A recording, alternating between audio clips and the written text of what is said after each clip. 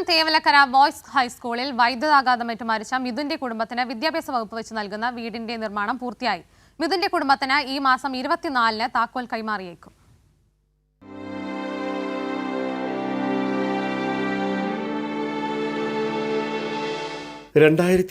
July 17-ന് Mithun വിട പറഞ്ഞു. KSTA, school management, വൈദ്യുതി, വിദ്യാഭ്യാസ വകുപ്പുകൾ ഇവർ ധനസഹായവും നൽകി. ഇതിനു പുറമെ വിദ്യാഭ്യാസ മന്ത്രി വി ശിവൻകുട്ടി മിഥുന്റെ കുടുംബത്തിന് വീട് വെച്ച് നൽകാൻ സ്കൗട്ട്സ് ആൻഡ് ഗൈഡ്സിന് നിർദ്ദേശം നൽകി.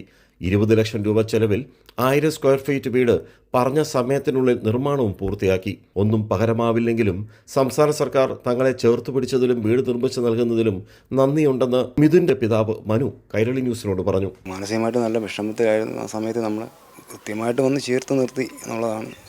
നമ്മുടെ വിദ്യാഭ്യാസ മന്ത്രിയായാലും നമ്മുടെ സർക്കാരും എല്ലാം കൃത്യമായിട്ട് അവർ പറഞ്ഞ കാര്യങ്ങളെല്ലാം നമുക്ക് ചെയ്തു തന്നിട്ടുണ്ട്.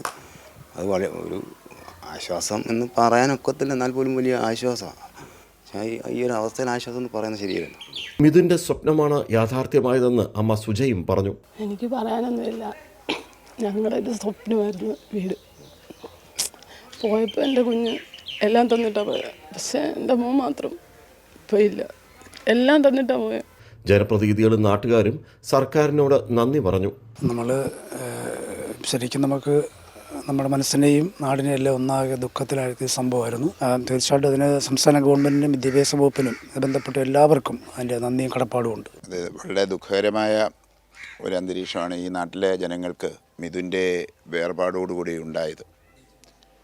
പക്ഷേ ആപത്തുകൾ ഉണ്ടാകാവുന്ന ഒരു അന്തരീക്ഷം നമ്മുടെ നാട്ടിലൊക്കെ നിലനിൽക്കുമ്പോൾ ഇത്തരത്തിലുള്ള ആപത്തുകളിൽ പെടുന്ന ആളുകളെ എങ്ങനെ ഒരു ഭരണകൂടം ചേർത്ത് നിർത്തും എന്നതിൻ്റെ ഏറ്റവും നല്ല ഉദാഹരണമാണ് മിഥുൻ്റെ കുടുംബത്തോട് കേരള സർക്കാരും വിദ്യാഭ്യാസ വകുപ്പും ഇലക്ട്രിസിറ്റി ബോർഡും എല്ലാം ചെയ്തിട്ടുള്ള കാര്യങ്ങൾ എന്ന് നമുക്കറിയാം. ഈ മാസം വീടിൻ്റെ താക്കോൽ കൈമാറാനാണ് തീരുമാനം. ആ പഴയ വീടിൻ്റെ ആ ഭിത്തിയിൽ നമ്മുടെ മിഥുൻ ഒരു ചിത്രം വരച്ചിട്ടിരുന്നു. അവിടെ അവരച്ഛനും അമ്മയും അനിയനും അവനും ഉൾപ്പെടുന്ന ഒരു ചിത്രം. അതൊരു വീടിൻ്റെ ചിത്രം കൂടിയായിരുന്നു, ഒരു കുടുംബത്തിൻ്റെ ചിത്രം കൂടിയായിരുന്നു. അതവൻ്റെ സ്വപ്നമായിരുന്നു. വലുതാകുമ്പോൾ അവൻ്റെ അമ്മയെ സംരക്ഷിക്കും എന്നൊക്കെ പറഞ്ഞ് അന്ന് അവൻ പറഞ്ഞ കാര്യങ്ങൾ അവൻ്റെ മുത്തശ്ശി ഉൾപ്പെടെ തേങ്ങലോടെ പറഞ്ഞത് ആരും മറന്നിട്ടില്ല. അതിപ്പോൾ യാഥാർത്ഥ്യമായി. ക്യാമറമാൻ അയ്യപ്പദേവിനൊപ്പം രാജ്കുമാർ.